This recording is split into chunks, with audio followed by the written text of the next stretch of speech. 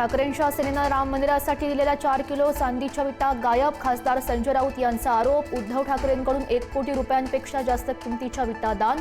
त्या विटांचं काय केलं? राऊतांचा सवाल.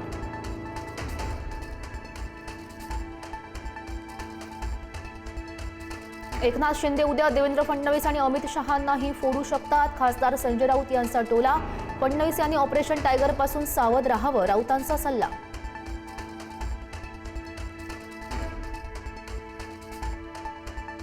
उघड्या मॅनहोलमध्ये मुकादम पडल्याच्या घटनेवर महापौर रितू तावडेंनी व्यक्त केला संशय. महापौर रितू तावडेंकडून सखोल चौकशीचे आदेश. कर्मचारी आणि अधिकाऱ्यांचे जबाब नोंदवले जाणार.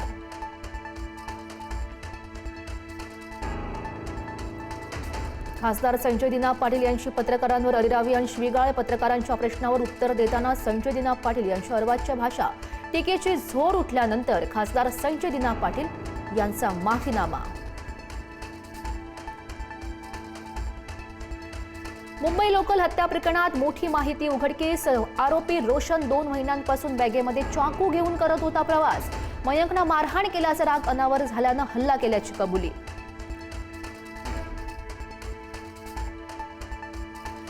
सिया दोषी आढळली तर तिलाही लोहगडावरून ढकलून द्या. सियाच्या आईवडिलांची संतप्त प्रतिक्रिया. दोषींना कठोर शिक्षा करण्याचीही केली मागणी.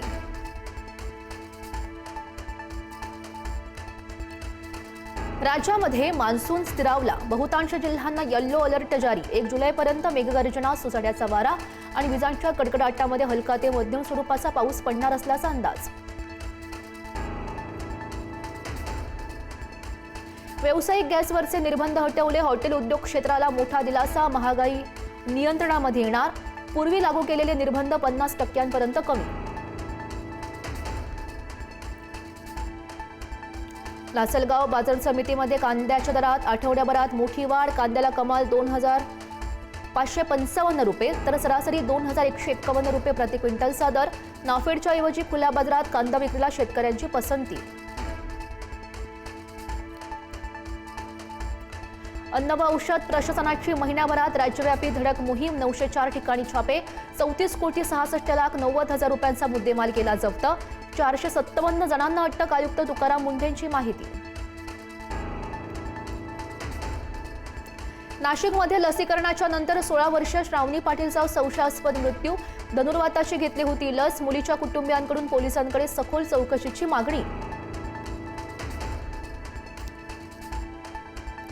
1 जुलैपासून पासपोर्टच्या शुल्कात वाढ. नवीन पासपोर्टसाठी 2500 रुपये शुल्क आकारलं जाणार. तात्काळ पासपोर्टसाठी 5,000 रुपये मोजावे लागणार. 14 वर्षात पहिल्यांदाच पासपोर्टच्या शुल्कामध्ये वाढ. मुसळधार पावसामुळे आसाममधली पूरस्थिती बिकट. लखीमपूर जिल्ह्यातील 4 गावं पाण्याखाली तर काही गावांना अजूनही पुराचा वेढा. जनजीवन विस्कळीत. व्हेनेझुएलामध्ये एकापाठोपाठ एक असे 2 शक्तिशाली भूकंप. राजधानी काराकाससह अनेक शहरं हादरली. भूकंपात 10,000 लोकांचा मृत्यू झाल्याची भीती. एका मिनिटामध्ये 7.1 आणि 7.5 रिश्टर स्केलचे भूकंप.